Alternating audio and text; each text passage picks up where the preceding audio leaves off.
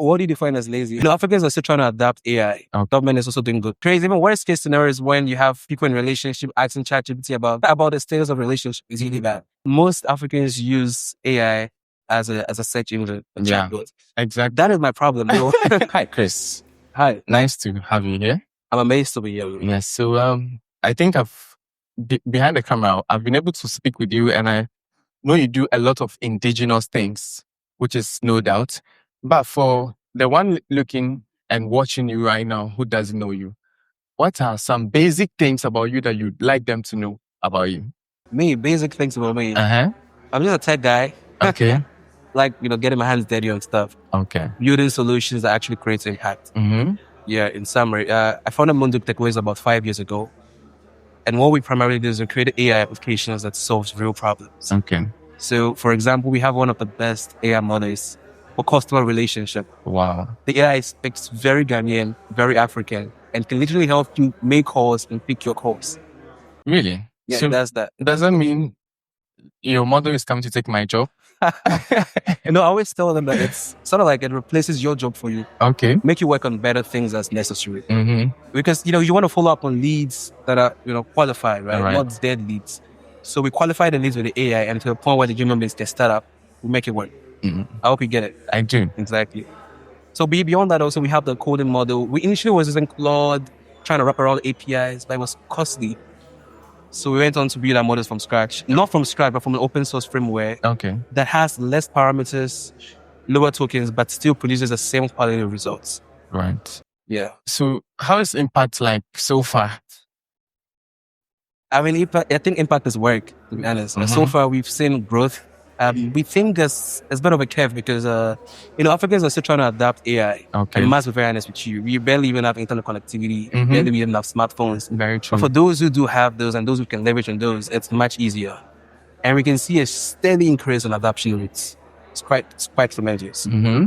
Yeah, it is. Wow. It is. So AI is the talk of town now. And I mean, it's of no doubt that Africans are really ready to embrace it. We're ready. But do you think they are very ready? Because looking at from other sectors, you would realize that there's a lot of illiteracy when it has to do with AI education. Do you think the industry is doing something which is not right? Or they are doing something right to make sure that this illiteracy education in all across sectors work perfectly? I mean, it's a two-way answer, to be honest, because I think of course, the industry always leads academia, right? Yeah. So in terms of industry level, I think we're doing good. We've allowed I think that the government is also doing good. It allows a platform for education training summits. I mean, for example, a couple of weeks ago was the National AI Strategy launch. Mm-hmm. I feel like it's very commendable. We do have a lot of things to catch up with. My concern could be internet connectivity, access to smartphones. But beyond these things, I think we cannot adapt AI quickly. And if you look at the ranking from the stats, most Africans use AI as a search engine. Yeah, chatbot. exactly. That is my problem, bro. I must be honest with you, because ChatGPT can do better for you. It can help you plan your business, schedule your routines, automate your workflow. It does a lot. But we're at a point where we still use this as like a chatbot. It's sad. It's really sad. And now it's crazy. Even worst case scenario is when you have people in relationship asking ChatGPT about the status of relationship. Is really bad. Mm-hmm. So I would say we're at a point where we're adapting AI very steadily. That's good. But we can do better, right? With more education. With more education, do you think language is a barrier? Unfortunately, it is. Because these models are trained in, foreign languages. Mm-hmm. Like you can already tell. And then the perception is always that they train the AI with their culture and then they project their view of Africa to us. And it's unacceptable. Yeah. And that is why I love what the guys are doing in the space. Like Laziness and Co. We're building out infrastructure that can help African-made AI excel. Yeah. I mean, not AI and the rest of it. Mm-hmm. So I would say we are steadily rolling, slowly but steady. So I remember a statement from one of my mentors. He said, AI is a tool and it has come to stay, but it's making us lazy. Do you agree to this statement as well? What do you define as lazy?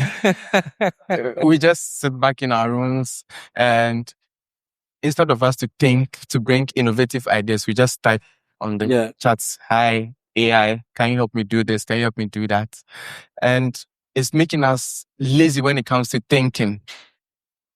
I mean, I would agree with that because I run a smart home company as well, Era Homes.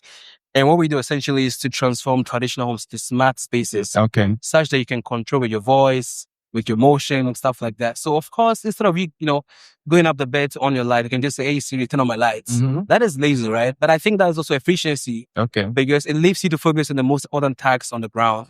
And I say that is the transformative culture. I believe in that. I believe it's called selective laziness. Okay. And I think that is what we need to really grow faster as a human race. Exactly. So I think let's get back to the beginning story when it all started with your company. So what was the push? I know, right? What was the push? What was making you hungry to get into this? Because I think you're doing so well in your I can see that in what you do. And it might have taken so much determination to get this far. I'm not gonna lie to you. I thought it was gonna be easy. I thought you just start to work and then you don't get to work again.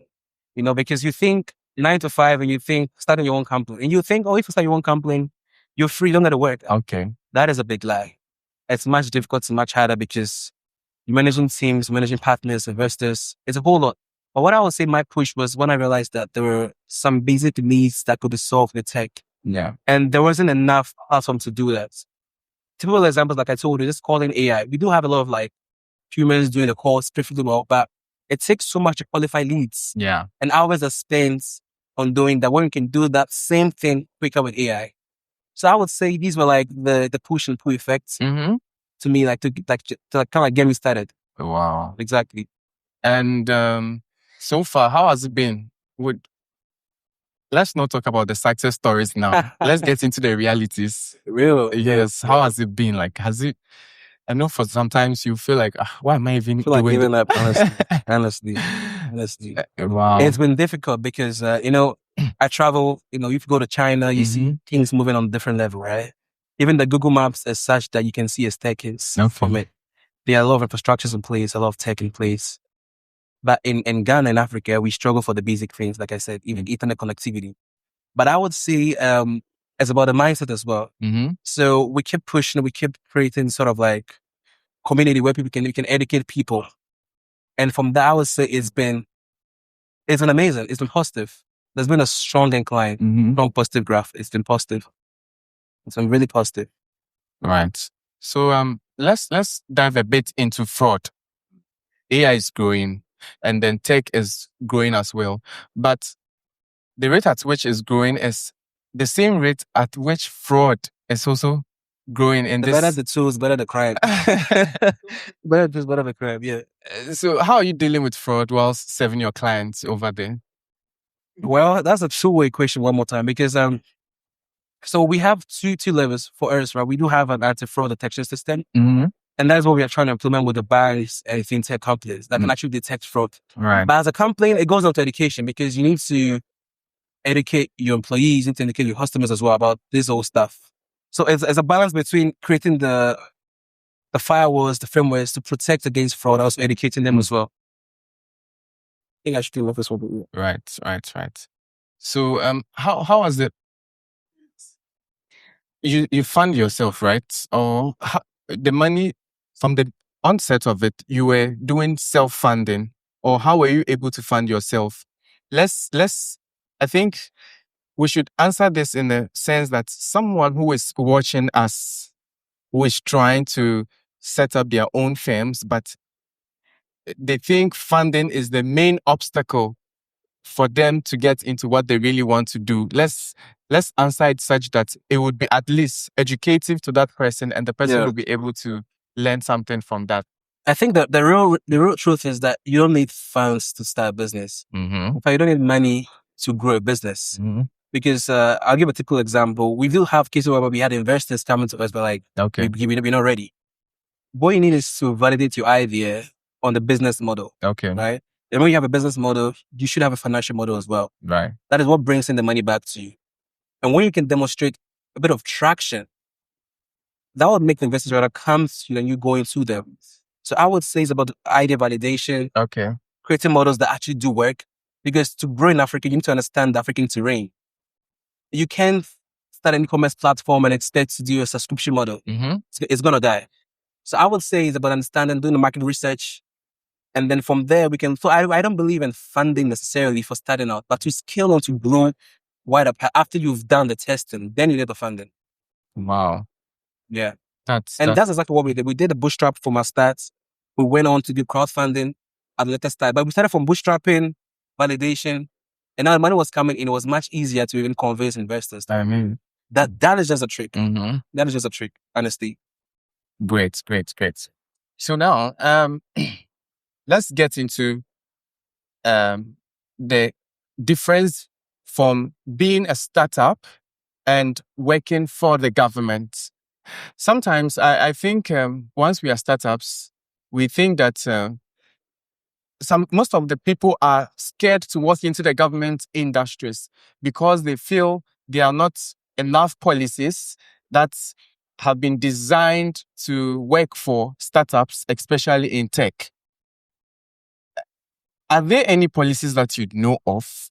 I mean, you've been in this for a while now, and have you gone for any for your advantage? And how has the journey been with regards to policy, governance, and all that?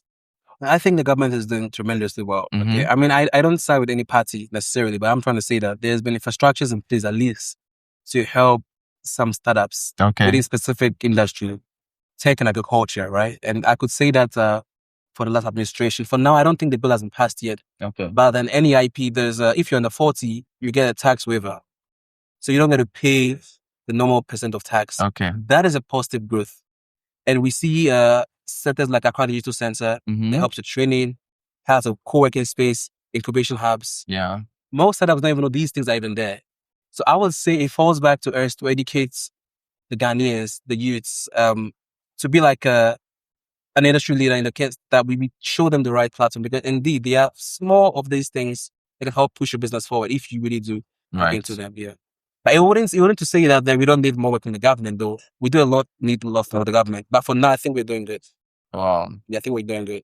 Because I think over the time, people say, I don't know whether it's because of fear to walk into such offices, or maybe they are not so much vested into the policies that the government have set for them. But you hear people say that the laws are not working.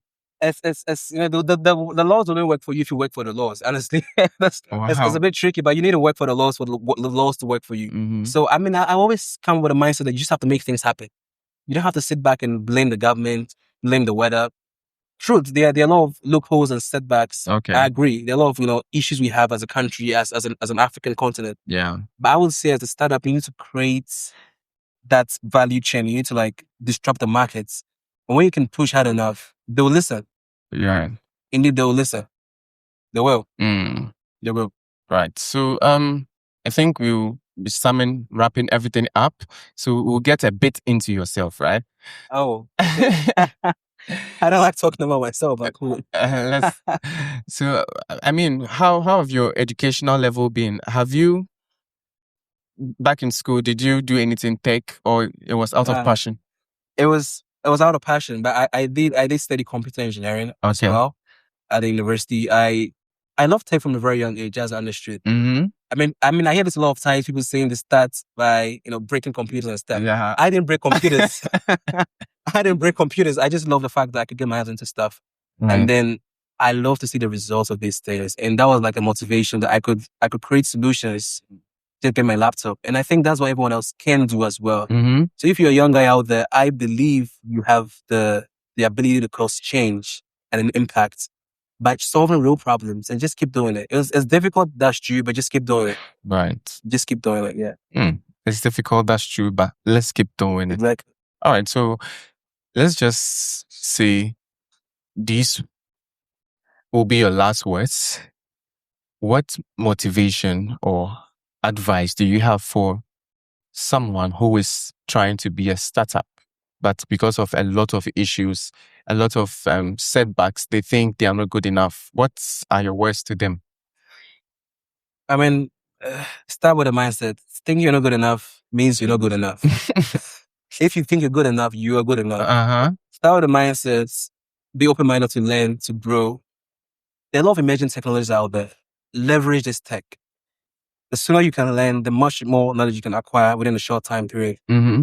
That is all you need as a startup. You don't need revenue, at least for a start. You need to create the impact by learning. And then from there, I would advise every startup to launch as soon as possible.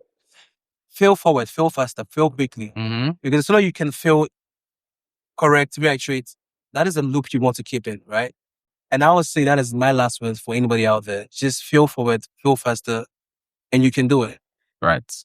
And, just like how, if I'm not mistaken, I think that was said by, what's his name?